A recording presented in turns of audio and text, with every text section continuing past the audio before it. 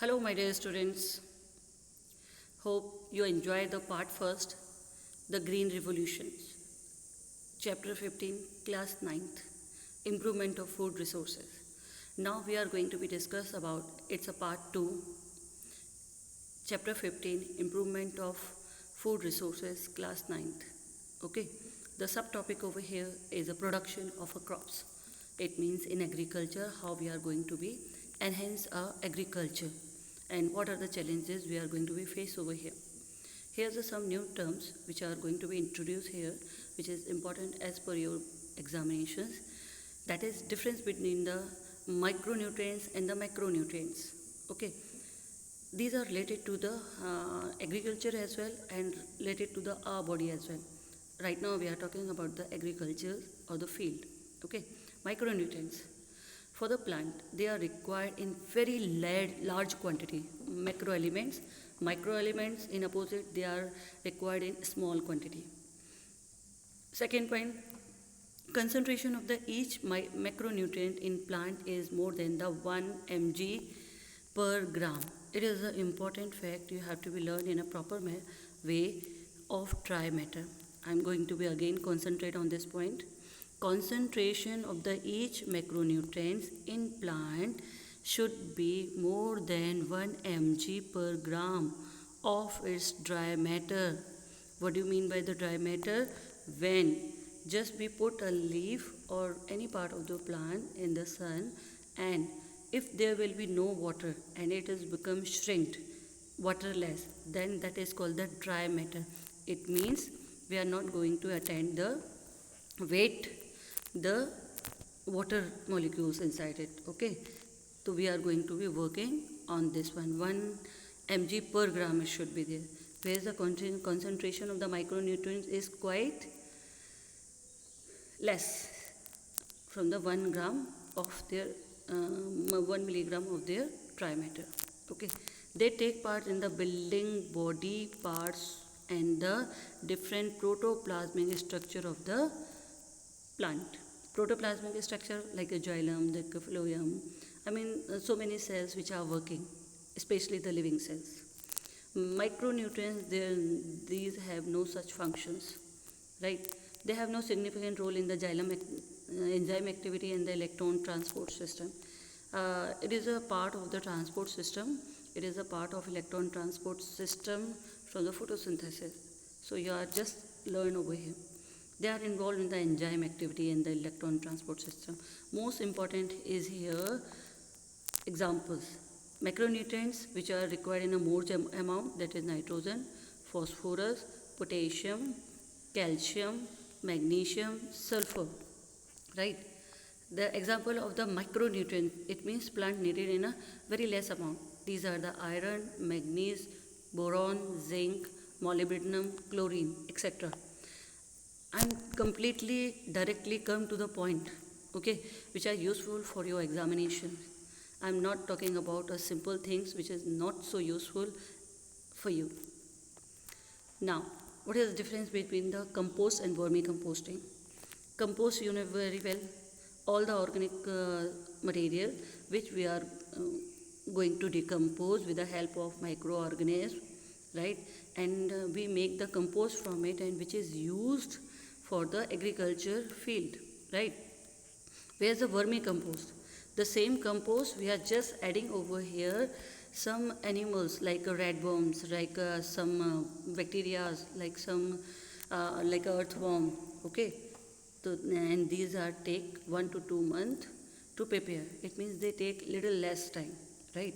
Organic remains are decomposed by the microorganism, and here the organic decomposed by the earthworm or rat worm, right?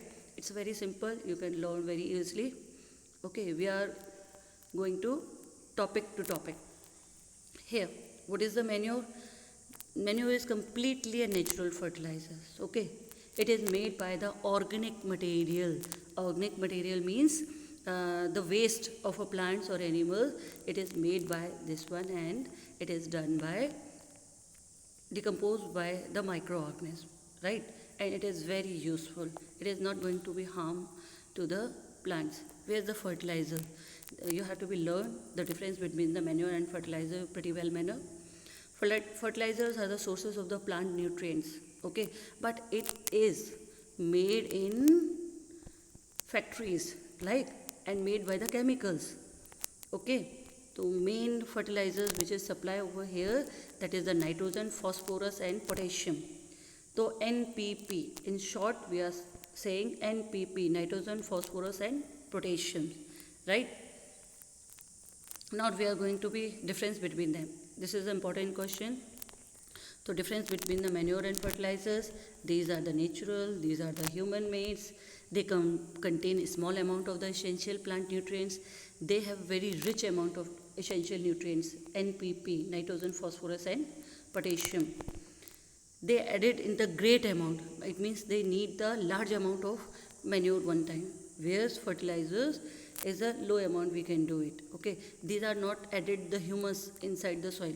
They added the humus inside the soil. These are the insoluble in water, right? But these are the soluble in water.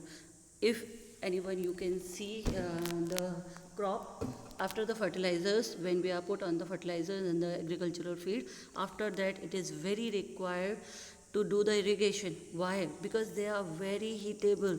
If we are not provide them the heat, I mean we are not provide the water to them, otherwise they will destroy the plant with the heat, okay. They are not very nutrient specific, right? And these are the nutrient specific, okay. These are the voluminous, it means bulky. It is not easy to transport, okay. It is not easy to handle them. But these are the compact.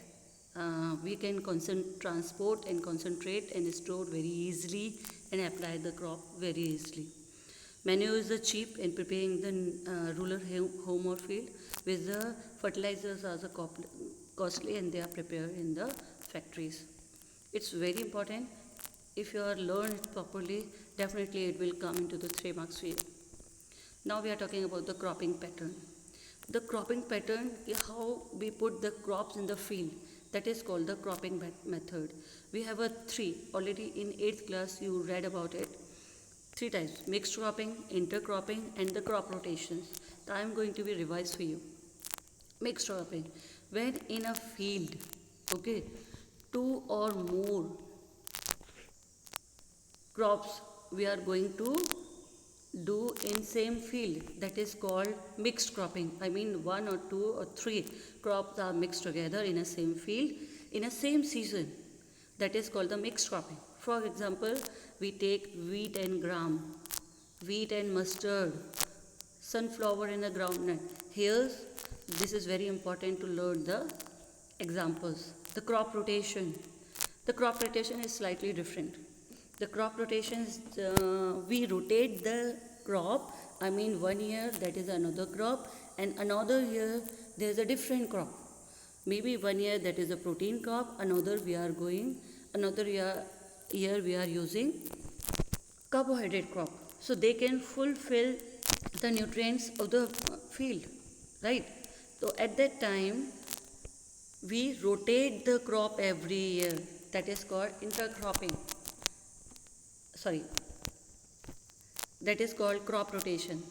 Third one is intercropping. Intercropping means we are growing 2 or more crops simultaneously in the same field in a definite row pattern. That is called intercropping. It means we can take one heightable plant and one it's a low height plant, right? One is a carbohydrate plant, one is protein plant or fat plant. So that's why that is called the intercropping, because they are not compete to each other, right? Other improvement, we are using the higher yield through the genetic manipulation. We use some scientific methods, the science in an experiment in the laboratory. We are going to be change in the good plants on their gene label. That is called the genetic manipulations. Genetic means on the level of the gene of a plant. Manipulation means changes. The art of recognizing valued traits and incorporating them into the future generation in the plant breeding. So by this we can also do the genetic manipulations. so that the good quality of seeds are formed, right? Now we are talking about the genetic manipulation. Here we have an example. This is one corn and this is a second corn. Here we can see the seeds are not good. Here we can see the seeds are good. Here we can see the plant is completely, grow properly. Here the plant is only some leaves. So we are going to be mix them and make a new variety of improved agronomic approach, improved plant. Okay, that is the genetic manipulations, right? For the higher yield, we are also by the genetic manipulation, we make some seeds which provide the high yield crops. So, okay, in the same area, we are by the help of the artificial selections and other plant breeding method, we are make the new seeds which have a high potential of yielding. The another things we are here after production, we need to control or protect them, right? So here's a one thing which are challenges for us, that is weed control. What are the weeds? Weeds are the unwanted plants which is growing with the main crop, that is called the weeds. They are compete to the main crop and they take their nutrition, they take their sunlight, water, etc., right? So we have to be remove them. We can remove them by the mechanical method. It means we can plug it out by a hand. Some culture method, by the mixed cropping we can do it. Some chemical methods, we put the weedicides on it. Some biological method, we are putting some biologically changes inside it. Okay, so that is called the beading. The process of removing the beads is called the beading. Next we have a problem, the plant disease. If some plant disease are there, obviously there are so many disease, so we have to be run them as well. So some are the seed borne disease, for that we have to be treat the that seed. Some are the soil borne disease, so we have to be lower the acidity of the soil by adding the limestone, and there are several other methods as well. We have to be airborne disease. Okay, they are transmitted by the airs, water. Some are the waterborne disease. We have to be which is caused by the water. So we have to be take care of them as well, right? Last point in this one factor is the storage of grain. In a storage of a grain, it is done at the tree level after the harvesting. At the producer level, it means at the kisan level, in the rural storage. Second one is the trader level, right? And third one is FCI level, and that is the long warehouses is there. We have to be protected from the two things, biological problems and the non-biological problems. Biological problems means the rats, the fungus, the water, not the water. And the non-biological things are, that is the water, the temperature, humidity. They can also waste storage of the grain. It is said 40% of grains are wastage, which is not used by anyone, right? It's whole about over here for the agriculture. We are talking about the micronutrients, macronutrients. We are talking about the cropping patterns. We are talking about the protection of the crops by the disease, by the weeds, and how we are going to be store them. Thank you. It is very helpful for you. Have a nice day.